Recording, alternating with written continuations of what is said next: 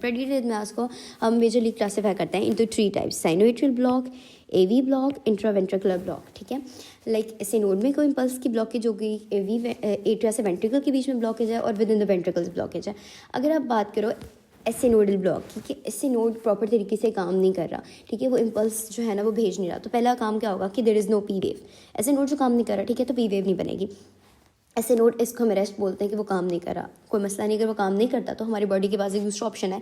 Body क्या करती है कि स्पॉन्टेनियसली एवी नोड इम्पल्स भेजना स्टार्ट कर देता है। ठीक है, जब एवी नोड इम्पल्स भेजेगा तो इम्पल्स नॉर्मल कनेक्टिंग पाथ पे एवी नोड से बंडल ऑफ फेस और बंडल ऑफ फेस से परकिंजे और वेंट्रिकल्स की डिपोलराइजेशन एब्सोल्युटली नॉर्मल होगी। तो आपके पास जो ईसीजी होगी उसमें there will be P wave is missing.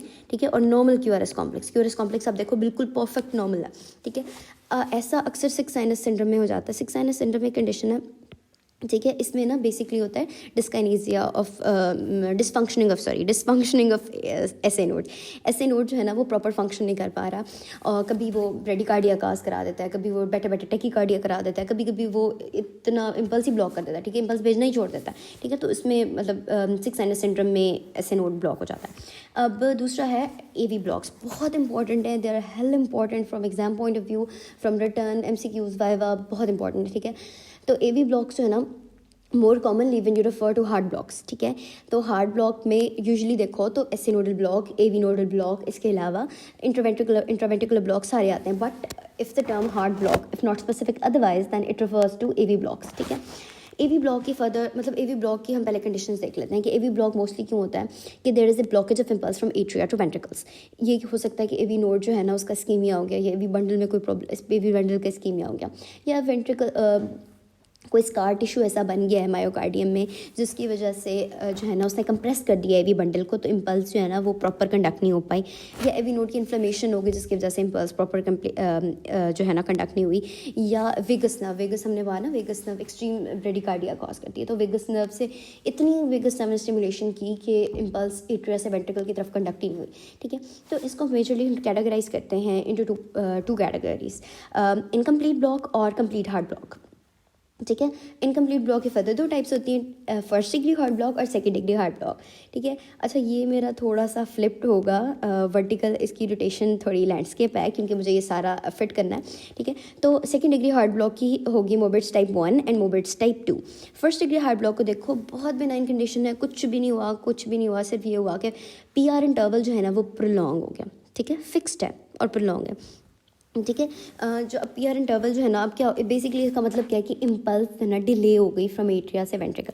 ठीक है, वो बहुत स्लो आ रही है, तो PR इंटरवल है कि थोड़ा बहुत ज़्यादा टाइम लग रहा है एट्रिया से वेंट्रिकल की तरफ इम्पल्स जाने में, तो ये P वेव एट्रियल डिपोलराइजेशन को शो करती है और क्यूआरएस कॉम्प्लेक्स जो शो करता है वेंट्रिकल्स की, यानी इन दोनों के बीच में कुछ डिफरेंस आ गया, कुछ मतलब डिले हो गया जिसकी वजह से PR इंटरवल प्रोलॉन्ग होगा। ठीक है, कोई मसले की मसाइल की बात नहीं है, बहुत सिंपल बात है, बहुत बिनाइन कंडीशन है, कुछ भी नहीं करना बंदे का। ठीक है, सिर्फ बंदे को ना ब्रेडिकार्डिया रहेगा। ठीक है, मेरा अपना हार्ट रेट जो है ना वो 60 होता है, 60 का कभी कभी 50 भी होता है। ठीक है, और मैं बहुत नॉर्मल हूँ। अच्छा, सेकंड डिग्री हार्ट ब्लॉक में आगे फर्दर 2 टाइप्स होती हैं, मोबिट्स टाइप 2 और मोबिट्स टाइप 1। मोबिट्स टाइप 1 में क्या होता है, there is progressive prolongation of PR interval until a beat is dropped. पहले था कि प्रोलॉन्ग था PR इंटरवल लेकिन फिक्स था, अब क्या है कि प्रोग्रेसिव प्रोलॉन्गेशन है, यानी पहले थोड़ा कम था, उसके बाद इतना ज़्यादा प्रोलॉन्ग हो गया कि इम्पल्स ने एट्रिया से वेंट्रिकल ट्रेवल ही नहीं किया। ठीक है, अब इसमें यानी बीट स्किप हो गई। अब यानी देखो कि ये PR इंटरवल था, पहले इतना था, फिर ज़्यादा हुआ, फिर इससे ज़्यादा हुआ, फिर इतना ज़्यादा होगा कि P वेव तो हो गई लेकिन QRS कॉम्प्लेक्स ही नहीं आया। ठीक है, यानी बीट स्किप हो गई। बीट स्किप होने का मतलब ये कि वेंट्रिकल्स ने कॉन्ट्रैक्ट नहीं किया, P वेव तो आ गई, वेंट्रिकल्स ने प्रॉपर तरीके से कॉन्ट्रैक्ट नहीं किया, तो आपको एक एपेक्स बीट्स जो मिली, हार्ट की बीट जो होती है ना वो वेंट्रिकल्स की कॉन्ट्रैक्ट करने पर आपको मिलती है, तो वेंट्रिकल से कॉन्ट्रैक्ट नहीं किया, आपको बीट नहीं मिली। ठीक है, तो until a beat is dropped के कंप्लीट ब्लॉक मतलब इम्पल्स एट्रिया से वेंट्रिकल की तरफ आई नहीं, इसको हम बोलते हैं वेन की बैक पीरियोडिसिटी। ठीक है, वेन की बैक पीरियोडिसिटी बोलते हैं, और ये अबनॉर्मैलिटी एवी नोड की अबनॉर्मैलिटीज़ है, ये भी बनाइन कंडीशन है, there is no need for any treatment. ठीक है, अच्छा आपको ये एग्जाम में क्वेश्चन आए तो मैंने तो पेपर में ऐसे ही लिखा था, कोशिश कीजिएगा इनके साथ ECG लाजमी ड्रॉ करें। ठीक है, दूसरा टाइप 2 ब्लॉक में देखो, टाइप 2 ब्लॉक में है फिक्स प्रोलॉन्ग PR इंटरवल। इसमें वहाँ प्रोग्रेसिव प्रोलॉन्गेशन थी, आहिस्ता आहिस्ता बढ़ रहा था, यहाँ पे प्रोलॉन्ग है लेकिन फिक्स ही रहेगा। ठीक है, जितना प्रोलॉन्ग था उतना ही रहेगा। Every other beat is conducted and 1 beat is skipped. अब इसमें क्या होता है कि एक स्पेसिफिक पैटर्न होता है कि लाइक 3:1 है या 3:2 है, लाइक 2:1 है कि 2 बीट्स कंडक्ट होंगी, एक स्किप होगी, 3 बीट्स कंडक्ट होंगी, एक स्किप होगी, ठीक है। तो इसमें ना एक लाइक थोड़ा मतलब पीरियोडिसिटी रहती है कि there is fix number of non conductive P waves for every QRS complex. कि पी वेव जो है ना जो पी वेव होती है ना वो कंडक्ट नहीं होती आगे, लाइक पी वेव बन गई आगे QRS कॉम्प्लेक्स नहीं मिलेगा आपको, जो है ना स्किप बीट मिलेगी। कि PRF कॉम्प्लेक्स तो एक ही था, फिक्स वैल्यू रही, लेकिन वो अचानक जो है ना 2 के बाद 1 बीट स्किप हो गई, ठीक है। तो इसमें मोबिट्स टाइप 2 में फिक्स प्रोलॉन्गेशन है until every other beat is conducted and 1 beat is skipped, ठीक है। अब इसमें हमारे पास है 3rd degree heart block. 3rd degree heart block को हम कंप्लीट ब्लॉक कहते हैं। There is complete blockage of impulse from atria to ventricles, ठीक है। इसमें कंप्लीट डिसोसिएशन होती है, एट्रिया अलहदा वेंट्रिकल अलहदा, ठीक है। और इसमें जो डिसोसिएशन होती है एट्रिया वेंट्रिकल्स की, और इसे हम बोलते हैं स्टोक्स एडम सिंड्रोम, ठीक है। अब हम स्टोक्स एडम सिंड्रोम को थोड़ी बहुत डिटेल में देख लेते हैं कि स्टोक एडम सिंड्रोम क्या है। इसमें क्या होता है कि 3rd डिग्री हार्ट ब्लॉक हो गया, ठीक है। कंप्लीट ब्लॉकेज इम्पल्स होगी, इम्पल्स की कंप्लीट ब्लॉकेज होगी फ्रॉम एट्रिया टू वेंट्रिकल्स। अब इसमें ना ब्लॉक की आपके पास 2 टाइप्स होती हैं, एक आपके पास है नोडल ब्लॉक, ठीक है, और दूसरा आपके पास होता है इंफ्रानोडल ब्लॉक, ठीक है। इंफ्रानोडल ब्लॉक, अगर नोडल ब्लॉक है यानी AV नोड में ब्लॉकेज हो गई है, तो AV नोडल में ब्लॉकेज होने का यूजली AV नोड के प्रॉक्सिमल पार्ट में ब्लॉकेज होती है। और जब वो प्रॉक्सिमल पार्ट में ब्लॉकेज होगी तो उसके बाद क्या होगा कि जो AV नोड का डिस्टल पोर्शन है, प्रॉक्सिमल पोर्शन कंडक्ट नहीं कर पा रहा, ठीक है। वेंट्रिकल एट्रिया से आई SA नोड से AV नोड के पास आई इम्पल्स, लेकिन उसने उसको कंडक्ट नहीं किया। जब कंडक्ट नहीं किया तो थोड़ी देर मतलब अब पेशेंट के पास वेंट्रिकल के पास इम्पल्स नहीं गई, वेंट्रिकल ने कॉन्ट्रैक्ट नहीं किया। अब काफ़ी 15-20 सेकेंड वेंट्रिकल ने 15 to 30 सेकेंड्स वेंट्रिकल ने कॉन्ट्रैक्ट ही नहीं किया, ब्लड पंप ही नहीं किया। जब वेंट्रिकल ने ब्लड पंप नहीं किया तो पेशेंट फेंट करना स्टार्ट कर देता है, ठीक है। अब जब पेशेंट फेंट करेगा तो फिर बॉडी कहती है ओहो अब क्या हो गया, अब हमें कुछ ना कुछ कंपनसेशन करनी पड़ेगी। तो बॉडी क्या करती है कि जो है ना जो दूसरे ऐसे नोड के अलावा जो पेस मेकर्स होते हैं वो डिस्चार्ज करना स्टार्ट कर देते हैं, ठीक है। वो डिस्चार्ज करते हैं from like distal to AV node जो पोर्शन है। जब नोडल ब्लॉक होता है तो distal portion of AV node जो है ना वो यूजुअली जो है ना इम्पल्स भेजना स्टार्ट कर देता है at the rate of 45 beats per minute तकरीबन होता है, ठीक है। और इससे क्या होता है कि few seconds after few second distal to AV block जो है ना वो इम्पल्स जो है ना वो भेजना स्टार्ट कर देता है, ठीक है। अब वो इम्पल्स जो है वो कम्प्लीटली नॉर्मल पाथ पे फॉलो करेगी। डिस्टल पोर्शन से निकली बंडल ऑफ हिस में, left bundle branch right bundle branch पर इंजे सिस्टम की तरफ जाएगी, QRS कॉम्प्लेक्स परफेक्टली नॉर्मल होगा, ठीक है। अब वेंट्रिकल जो है ना बेसिकली जब इसमें 5 to 20 सेकेंड्स तक जो है ना वो कोई इम्पल्स क्यों नहीं आ रही, उसमें होता है कि ऐसे नोड जब पेस मेकर होता है तो बाकी सारे पोर्शंस दे आर वो ना सप्रेस होते हैं ऐसे नोड से, क्योंकि उन्हें पता है कि ऐसे नोड नहीं भेजनी है, हमने नहीं भेजनी। तो वह इंतज़ार करते रहते हैं कि कब ऐसे नोड भेजेगा।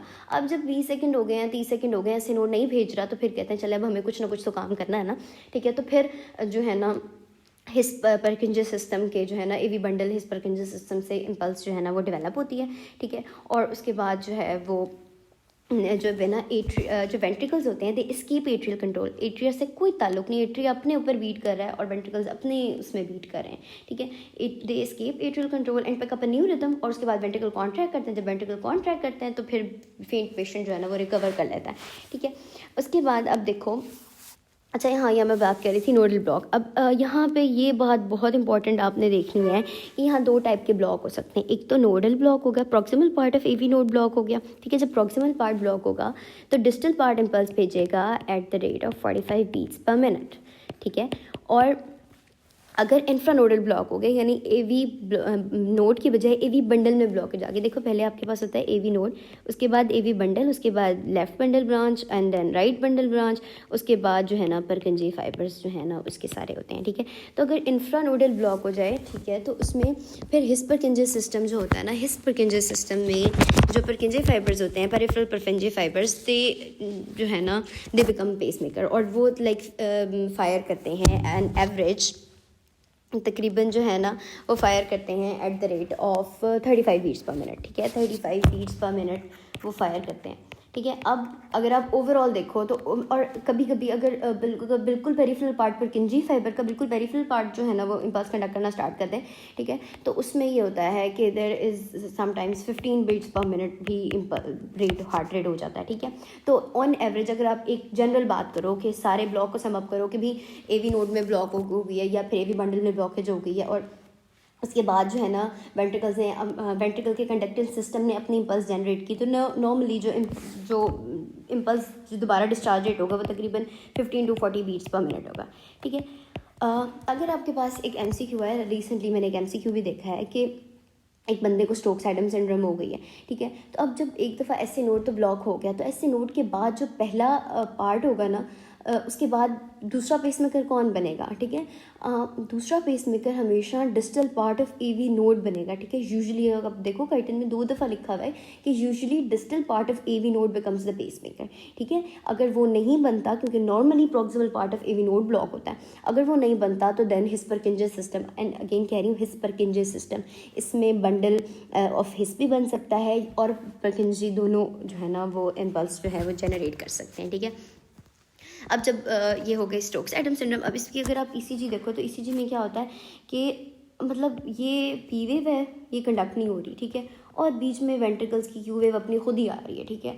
इसके बाद P वेव आई जा रही है, उसके बाद क्योंकि वो P वेव ज़्यादा इसलिए है क्योंकि ऐसे नोड फायर कर रहा है, ठीक है, लेकिन उसकी इम्पल्स वेंट्रिकल तक तो नहीं पहुंच रही, इसलिए ऐसे नोड अपने नॉर्मल रेट पे फायर कर रहा है, लेकिन वेंट्रिकल की इम्पल्स अब फायरिंग रेट बहुत ज़्यादा लो है, ठीक है। हिस्परकिंजे सिस्टम हो या distal part of AV node हो, उनका ऐसे नोड से तो कम है फायरिंग रेट, तो आपके पास मोर P वेव होंगी, ठीक है, और बीच में कहीं एक आधा QS कॉम्प्लेक्स मिल जाएगा। There is complete dissociation between atria and ventricle. Atria अपने हवाले और मतलब एट्रिया अपनी तरफ हो गए, वेंट्रिकल अपने हिसाब से काम कर रहे हैं, देयर इज कोई no connection between both of them, ठीक है। अब अगर हम चले इंट्रावेंट्रिकुलर ब्लॉक्स, ठीक है, दे वर AV ब्लॉक्स। अब इंट्रावेंट्रिकल ब्लॉक्स मीन्स कि वेंट्रिकल के अंदर इम्पल्स ब्लॉक हो गई। अब वेंट्रिकल के अंदर इम्पल्स जो है ना, इसकी भी फर्दर 2 टाइप्स होती हैं, कंप्लीट ब्लॉकेज हो या इनकम्प्लीट ब्लॉकेज हो। कंप्लीट ब्लॉकेज में क्या होता है कि ना इसमें मोस्टली हम देखते हैं बंडल ब्रांच ब्लॉक, ठीक है। हिस्परकिंजे सिस्टम अगर आप देखो तो उसमें एक राइट बंडल ब्रांच होती है, बंडल ऑफ हिस्टर, उसके बाद राइट बंडल ब्रांच और लेफ्ट बंडल ब्रांच। अब अगर आपके पास RBB में लिखा हुआ ना right bundle branch block, right bundle branch जो है ना वो ब्लॉक हो गई। अब जब राइट बंडल ब्रांच ब्लॉक होगी तो इसमें ना एक्सेस डिविएशन आ जाती है कि सारी इम्पल्स लेफ्ट साइड पे ज़्यादा कंडक्ट होगी, ठीक है। तो इसमें ना अगर आप ECG पे पैटर्न देखो, अगर बंडल ब्रांच ब्लॉक हो जाए तो एक आपको ना बाइफिट सी R वेव मिलेगी और ये यहाँ है, ठीक है। आप नॉर्मली ये V1 है, और अच्छा इसको देखने के लिए आप ECG पे ना V1 और V6 को देखोगे, लीड V1 और लीड V6। अगर आप बंडल ब्रांच ब्लॉक की तरफ जाओ तो ये जो नॉर्मल में देखो ये V1 की है पैटर्न है और ये V6 का पैटर्न है। जब राइट बंडल ब्रांच ब्लॉक होता है तो इसको हम याद करते हैं फॉर द वर्ड मैरो।